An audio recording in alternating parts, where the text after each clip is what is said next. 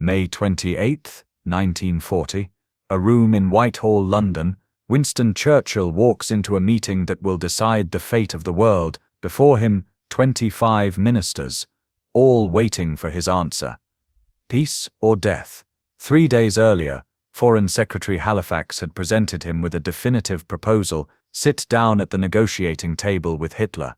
France has fallen, your army is besieged at Dunkirk, America is absent, make peace, survive. But Churchill's answer will change everything. And the Germans won't understand this answer for 3 weeks. When Churchill became Prime Minister on May 10, 1940, 6 days later German tanks would reach the English Channel. France was finished. Belgium had surrendered. The British Expeditionary Force, 400,000 soldiers, trapped by the sea, waiting to be destroyed. In this moment of desperation, 2 men confronted each other in the British cabinet. 2 opposing visions, 2 different futures. Lord Halifax, noble, religious, the embodiment of diplomatic genius. A man who for 3 years as Britain's Foreign Secretary had negotiated with Hitler, compromised, preserved peace. In May 1940, the same logic: negotiate, save the empire. Use Hitler's Italian ally Mussolini as intermediary, get reasonable terms, end the war. Opposite him, Churchill, known in politics as unreliable, crude, a war maniac. The man who created the Gallipoli disaster in 1915, out of power for decades, the misfit politician. But in 1940, he had one belief: every agreement made with Hitler is a piece of paper Hitler will tear up whenever he wants. And here's the real secret. From May 26-28, 1940, for 3 days, the 5-member War Cabinet met 9 times, 9 meetings. One of the most intense cabinet marathons in history. Halifax defended peace at every meeting. Churchill resisted each time. But the key figure was neither Halifax nor Churchill. The key figure was Neville Chamberlain, the former Prime Minister, the man who signed a peace agreement with Hitler in 1938, who had resigned just 18 days earlier, now sitting in cabinet as Lord President, leader of the Conservative Party, master of 400 Conservative MPs in the House of Commons. If Chamberlain supported Halifax, Churchill would fall, peace would be made. If Chamberlain supported Churchill, the war would continue. On the evening of May 28, Chamberlain would make his decision. But what about the Germans? Where was Hitler at that moment? Why didn't he understand Britain's decision for 3 weeks? Because Hitler already thought he had won. When the attack began on May 10, within 6 weeks he had destroyed France. Belgium, Holland, Luxembourg had surrendered. The British army was waiting to perish at Dunkirk. In Hitler's mind the question was, when will Britain ask for peace? Not will they ask. The question was when, because according to Hitler, Britain had no other choice. America hadn't entered the war. There was a pact between the Soviets and Germany. France had collapsed. Britain was completely alone. Any sane leader would ask for peace, but Churchill wasn't a sane leader. And the story I'm about to tell you is the story of how one man's single decision changed the world. On the evening of May 28, 1940, when Churchill entered that room, the fate of the world hung by a thread. Let's go back to the beginning now. May 10, 1940. That morning Neville Chamberlain resigned from the Prime Minister's office. 8 months earlier, on September 3, 1939, he was the one who declared war on Germany when Hitler attacked Poland. But in the spring of 1940, after the Norway campaign fiasco, the House of Commons had refused to give him a vote of confidence. The government's majority had fallen from 213 to 81. This meant disaster. Chamberlain had to go, but who should replace him? Everyone thought Lord Halifax would come. Halifax was experienced, respected, a close friend of King George VI, the Conservative Party's favourite. Even Chamberlain recommended Halifax to the king when he resigned. But Halifax refused. Why? The official explanation was, I'm a member of the House of Lords. If I become Prime Minister, I can't speak in the House of Commons. I can't be effective. But might the real reason be different? Perhaps Halifax knew this. The decisions to be made in the coming days would be so heavy that he couldn't carry that burden. Or perhaps he saw Churchill's ambition, his will, and said this man is burning to do this job, not me. In any case, on the evening of May 10, 1940, Winston Churchill became Britain's Prime Minister, at that very hour. On that very day, Hitler attacked the West. A coincidence? No. Germany had been preparing for months, but look at this irony of history. The day Churchill came to power, Hitler's blitzkrieg began. Lightning war. Tank columns, Stuka dive bombers, air support, rapid maneuver, a war machine no army could stop. Belgium, Holland, Luxembourg, fell within a week. France, Europe's largest army. The Maginot Line. Millions of soldiers, all of it turned to dust like a legend. Why? Because the Germans didn't go through the Maginot. They went through the Ardennes forest. The French had said, tanks can't pass through the forest. They did. German tanks reached the English Channel on May 20th.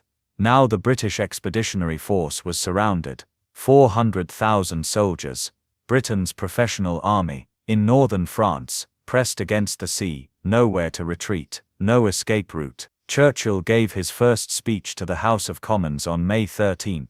I have nothing to offer but blood, toil, tears and sweat. No one knew at that moment, but the real blood, toil, tears and sweat would be shed in the cabinet room. May 24. Hitler gave a strange order. Stop. German tanks were only 16 kilometers from Dunkirk. They could have destroyed the British army in one day. But Hitler said, stop, let the Air Force Göring's Luftwaffe finish the job. Why? Some say Hitler wanted to let the British escape, to give a peace signal. Some say he wanted to preserve the tanks, he would turn toward France. In any case, this order gave the British a chance. On the evening of May 26, Operation Dynamo began. The evacuation from Dunkirk. Every kind of boat, every kind of ship crossed the channel. Ordinary fishing boats, passenger ships, troop carriers. Goal, rescue 45,000 soldiers. But meanwhile, in London, the real war was raging in the cabinet room. May 26, afternoon. Lord Halifax had a secret meeting with Italian Ambassador Bastianini. The conversation was this: can Mussolini mediate? Can we start peace talks between Britain and Germany? Halifax presented this idea to the cabinet. Gentlemen, France is collapsing. Our army is about to perish at Dunkirk. America isn't helping us, we can't stand against Hitler alone. If we obtain a reasonable peace now through Mussolini, we preserve our empire. Churchill's response was decisive. No, any negotiation with Hitler means Europe falling under Hitler's feet. We will not negotiate. We will fight. But there were 5 people in the cabinet: Churchill, Halifax, Chamberlain, and from the Labour Party, Clement Attlee and Arthur Greenwood. Attlee and Greenwood supported Churchill. Halifax insisted. But what about Chamberlain? On the evening of May 26, Chamberlain remained silent. He stayed neutral. He said nothing. And here's where we need to understand something crucial about Neville Chamberlain. September 30, 1938. Munich. Chamberlain returned to London from negotiations with Hitler, waving a piece of paper in the air. Peace for our time, he declared. He had just given Hitler the Sudetenland, the German-speaking part of Czechoslovakia. He had abandoned a democratic nation to Nazi conquest. But he believed he had saved the world from war. The British people cheered. They were exhausted from the last war. 20 years earlier, the Great War had killed 1 million British soldiers. The thought of another war was unbearable. Chamberlain was a hero. But there was one man who didn't cheer. Winston Churchill stood in the House of Commons and said, "We have sustained a total and unmitigated defeat." Chamberlain dismissed him. Churchill was the warmonger, the troublemaker, the man who lived in the past. 6 months later, March 1939, Hitler's armies marched into Prague and occupied all of Czechoslovakia.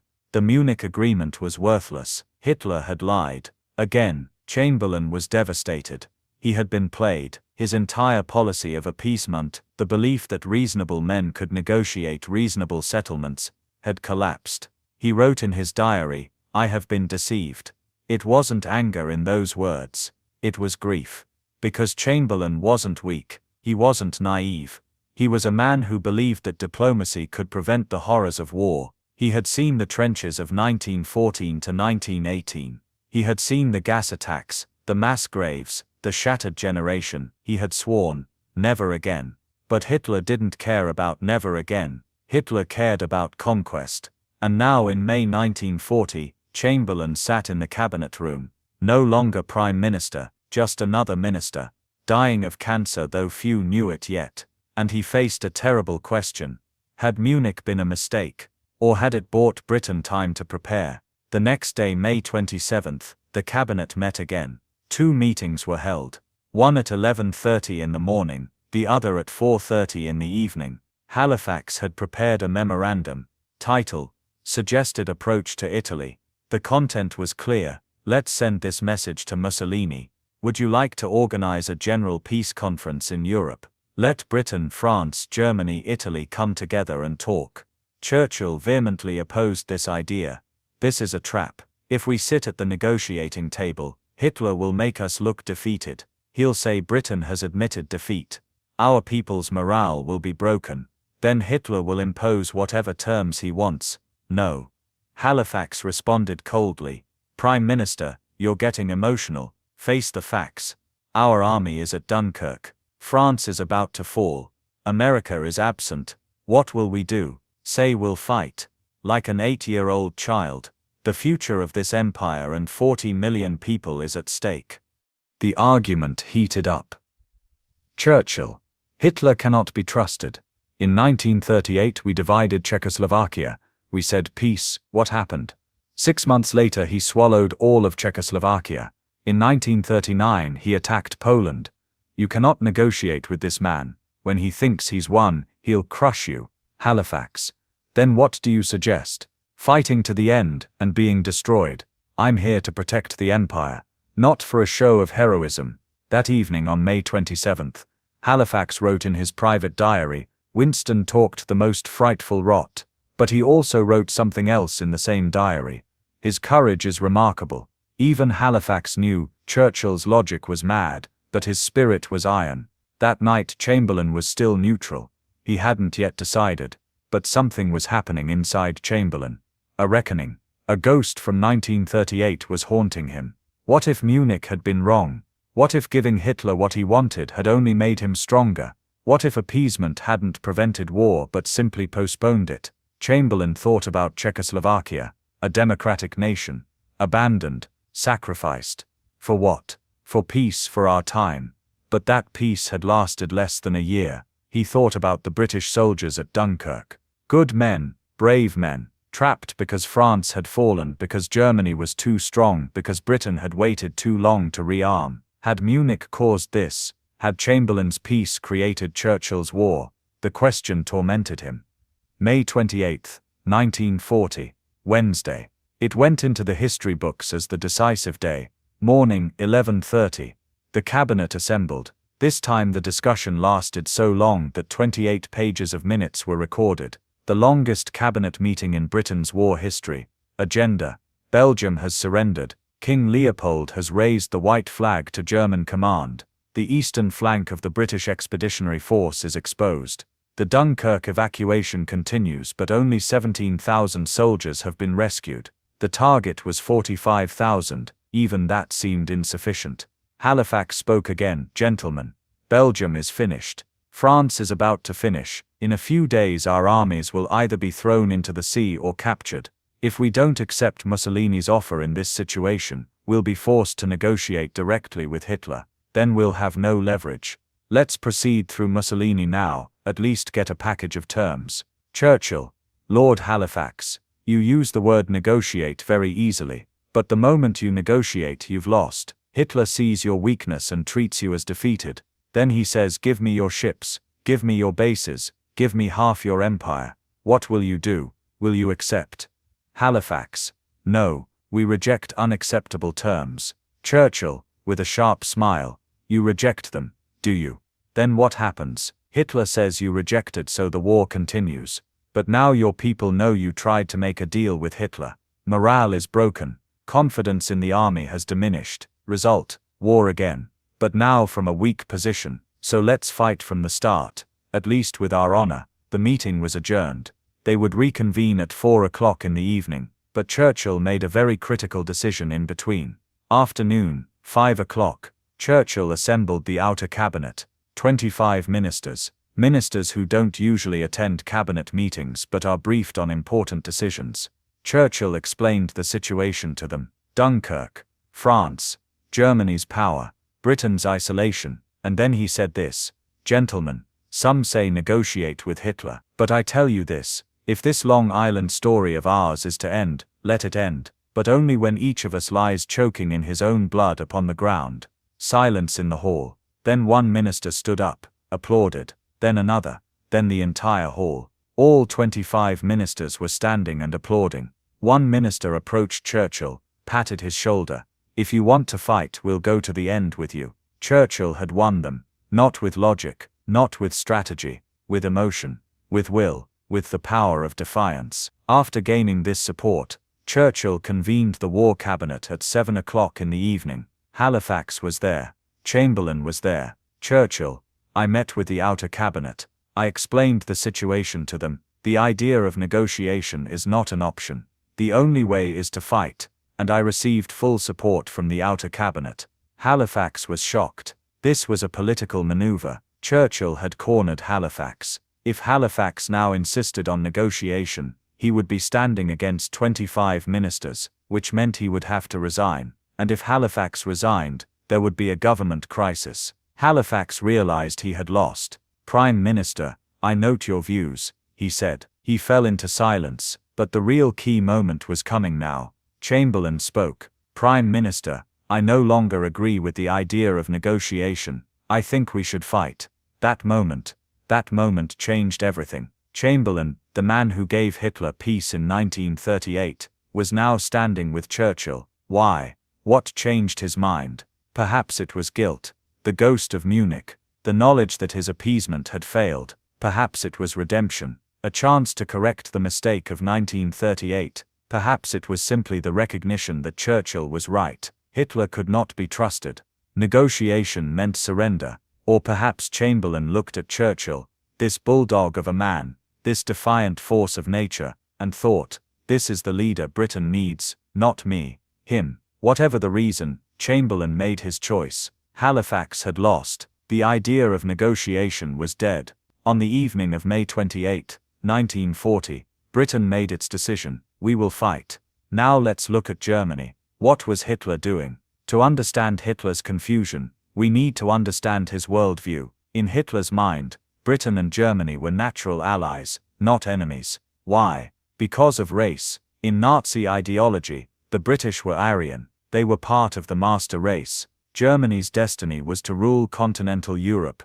Britain's destiny was to rule the seas and the empire. Together they would dominate the world. Hitler admired the British Empire. He saw it as proof that the Aryan race was superior. He didn't want to destroy it. He wanted to share power with it. This is why he stopped the tanks at Dunkirk. This is why he let 338,000 British and French soldiers escape. It was a gesture, a message. "See, I don't want to crush you. I want you as a partner." Hitler genuinely believed that after France fell, Britain would see reason. Any logical leader would look at the situation and think, "We can't win. Let's make the best deal we can." In Berlin, in late May and June 1940, German officials were planning victory parades.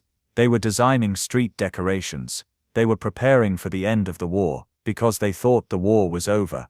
June 22, 1940, France surrendered. Hitler received the French surrender in the Compiègne forest, in the same railway carriage where Germany had surrendered in 1918. A revenge ceremony, a victory show. Hitler was filled with joy that day. France had been destroyed in 6 weeks. Belgium, Holland, Luxembourg, Norway, Denmark, all under German control. There was only one problem: Britain. But Hitler didn't see this as a problem, because in his mind was this: if Britain is smart, it will make peace. Hitler didn't see Britain as an enemy. In fact, he could even see it as an ally. His vision was Germany dominates the continent, Britain dominates the seas, together we rule the world. So Hitler waited, and waited. June passed. No peace offer came. Hitler was puzzled. He told Foreign Minister Ribbentrop, "Why don't they ask for peace? Don't they see they've lost?" Ribbentrop had no answer. The German diplomatic corps was equally confused.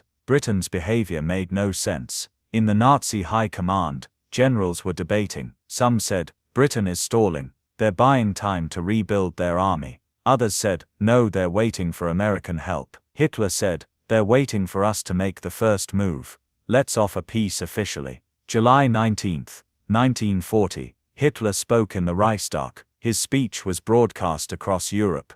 I appeal to reason in England, he said. I see no reason why this war should continue. It was never my aim to destroy the British Empire.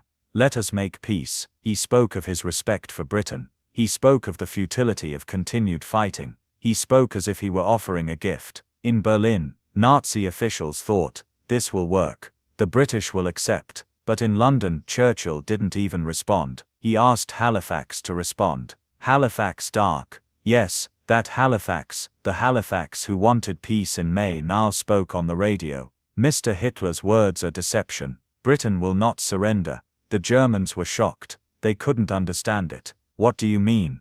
They said. France is destroyed. Britain is alone. They left their armies at Dunkirk. Why don't they want peace? Hitler was frustrated, but he still believed Britain would come around. Give them time, he said. They need to save face. Eventually they'll ask. August 1940, Hitler decided to increase the pressure. Let's bomb them. When they see we can destroy their cities, they'll negotiate. The Luftwaffe bombardment began. Battle of Britain, August-October 1940. German bombers attacked British air bases, factories, cities, but the British people didn't surrender. Churchill spoke on the radio. We will fight forever. We will fight on the beaches. We will fight in the hills. We will never surrender. Hitler heard these words and thought, propaganda, just words to keep the people calm. Behind the scenes they must be panicking. But they weren't panicking. In Berlin, German military planners were getting nervous. Führer, they said. Britain isn't negotiating. Should we prepare to invade? Hitler didn't want to invade. Invasion was risky. The Royal Navy controlled the Channel. The invasion fleet would be vulnerable. And besides, why invade when Britain would eventually see reason? But as August turned to September, Hitler started to realize Britain wasn't going to see reason. September 17, 1940. Hitler indefinitely postponed Operation Sea Lion, the invasion plan of Britain. For the first time in Nazi Germany's history they had cancelled an attack. Why? Because the Royal Air Force, the British Air Force, had stopped the Luftwaffe. Air superiority wasn't Germany's. They couldn't cross the English Channel and land in Britain. The naval fleet was inadequate against the British Royal Navy. But the real reason was different. Hitler still couldn't believe it. How can this be? He was saying. We took all of Europe. Why is Britain resisting? The answer was simple. Winston Churchill, the decision he made in May. That moment on May 28, that speech he made to those 25 ministers, Chamberlain's support, Halifax's silence, those moments had saved Britain. Now let's come to the question in the title. Why couldn't the Germans understand this decision for 3 weeks? Because the cabinet meetings were secret. The minutes of the 9 meetings from May 26-28 were sealed. The argument between Churchill and Halifax didn't leak to the public. The press didn't know. The people didn't know. The Germans never knew. From the outside, the Germans saw this on May 28. Churchill went to the House of Commons, made a brief statement. Belgium has surrendered. Prepare for hard and heavy tidings. That's all. On June 4, Churchill gave his "We shall fight on the beaches" speech. But this speech was more after the Dunkirk evacuation. 338,000 soldiers had been rescued. Far more than expected. It was like a miracle. Churchill praised this success but immediately added, wars are not won by evacuations. The Germans heard these but didn't take them seriously. Propaganda, they said. Churchill is trying to calm the people. Eventually they'll ask for peace. June passed. Britain didn't ask for peace. July came. Hitler's July 19 speech was rejected. In August the bombing started. Still no peace. In mid-September, Hitler finally understood Britain will really fight. Why 3 weeks? Because for 3 weeks the Germans thought, tomorrow they'll ask for peace. 1 day later, 2 days later, they thought Britain was behaving like a normal country, like France. like Belgium, like Poland. But Britain wasn't normal, because Churchill wasn't normal, and there's something else the Germans didn't understand: the British character. The British are pragmatic people, reasonable people. They avoid grand gestures. They prefer compromise to confrontation. But there's a line, and when that line is crossed, something changes. The British become stubborn, defiant, immovable. Hitler had crossed that line. May 1940 was that moment. The moment when Britain decided this far, no further, and once that decision was made, nothing could change it. Now let's step back and think. What if Churchill had lost? What if on May 28 Chamberlain had supported Halifax? Historians debate this. Here are the possibilities. Scenario 1: Britain initiates negotiations through Mussolini. In June 1940 a conference is organized. Hitler presents these terms: accept German hegemony in Europe, keep your empire, withdraw your fleet, close your bases. If Britain accepts these terms, Nazi Germany becomes the master of Europe. France, Poland, Czechoslovakia, Holland, Belgium all remain under German occupation. The Jewish genocide continues unabated. But if Britain doesn't accept the peace, if they say these terms are unacceptable, what happens? Hitler says, then the war continues. But now the British people know that the government offered peace and was rejected. Morale is broken. Churchill falls. Halifax becomes Prime Minister. A second round of negotiations begins. This time with worse terms. Scenario 2: negotiations don't begin. But Churchill loses, resigns. Halifax becomes Prime Minister. In July 1940 he accepts Hitler's peace offer. The war ends. In this case, America doesn't enter the war, because Britain has been defeated. Europe is under Nazi control. Roosevelt can't stay isolated. Even if Pearl Harbor happens, America only focuses on Japan in the Pacific. Hitler attacks the Soviet Union in 1941. But this time without worry. The Western Front is closed. He piles all his strength to the east. The Soviets resist but perhaps collapse in 1943–44. Result: Nazi Europe remains standing until the 1950s. The Jewish genocide is completed. The map of Europe completely changes. But this didn't happen, because Churchill won. And what happened after May 28? Britain fought alone from June to December 1940, won the Battle of Britain. The Luftwaffe retreated. The London bombing des Blitz continued, but the British people's resistance wasn't broken. December 1940, Churchill made Halifax ambassador to Washington. In other words, sent him into exile. Halifax was no longer in the cabinet. Chamberlain, he resigned in September 1940 due to health problems. He died in November. It was cancer. Before he died, Chamberlain wrote a letter. He wrote, "I regret nothing about Munich. At the time it was the right decision. It gave us time." But did he really believe that? Or was it the final defense of a man who couldn't bear to admit his mistake? We'll never know. But we know this: on May 28, 1940, Chamberlain chose Churchill. He chose war. He chose resistance. Maybe it was his way of saying, Munich was wrong. This time I won't make the same mistake. Churchill was no longer alone. His team solidified. Anthony Eden became Foreign Secretary. Ernest Bevin, Lord Beaverbrook, Clement Attlee Mr. all were with Churchill. June 1941. Hitler attacked the Soviet Union. Britain was no longer alone. The Soviets became allies. December 1941. Pearl Harbor. America entered the war. Britain was definitely no longer alone. May 1945. Nazi Germany was defeated. And this victory began with the decision made in May 1940, during those 3 days in that cabinet room. One of history's greatest what-if questions is this: what if Churchill had lost on May 28? We'll never know the answer, but what we know is this: that day, that evening, in front of those 25 ministers, the words Churchill said changed the world. If this Long Island story of ours is to end, let it end. But only when each of us lies choking in his own blood upon the ground. This wasn't just a dramatic statement, it was a decision. A choice. Halifax's choice was logical. Negotiate. Survive, preserve the empire. Churchill's choice was mad. Fight. Resist, lose if you must, but never surrender. But sometimes madness wins.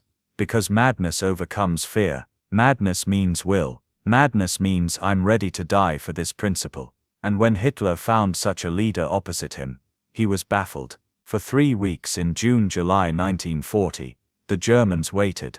Britain will ask for peace. But Britain didn't ask. Why? Because the decision made in May wasn't one person's decision. That decision became the decision of 25 ministers, of cabinet members, then of the entire parliament, then of the entire people. Churchill said, "We will fight." The people said, "Yes, we will fight." And they fought. In the summer months of 1940, Britain was bombed. Thousands of civilians died. Cities were destroyed. But they didn't surrender. September 1940, Hitler's Operation Sea Lion was cancelled, because Britain didn't collapse. And this was the result of the decision made on May 28, 1940. Chamberlain's vote was the vote that changed everything. If he had supported Halifax, history would have been written differently. But Chamberlain Maytilt, the man who wanted peace in 1938, chose war in 1940, whatever the reason. On the evening of May 28, Chamberlain said war, and this decision saved the world. Today in 2025, when we look back, we see May 1940 as a turning point in history. But for those living in those days, these were just terrible, uncertain, hopeless days. Nobody knew what would happen. Nobody knew whether Hitler could be stopped, whether Britain could remain standing. Churchill didn't know. Halifax didn't know. Chamberlain didn't know. But they still decided, and they carried the weight of that decision. May 28, 1940, a 3-day cabinet crisis. 9 meetings, hundreds of pages of minutes, one man's courage, one man's support, and the power of one decision. The Germans didn't understand this decision for 3 weeks, because it was contrary to logic, because under normal circumstances no leader would take such a risk. But Churchill wasn't a normal leader. And that's why today we live in a free world. History sometimes changes in a single day, in a single room, with a single decision. May 28, 1940, Churchill's 3-week decision. The refusal that shocked Germany, and the moment that changed the course of the world.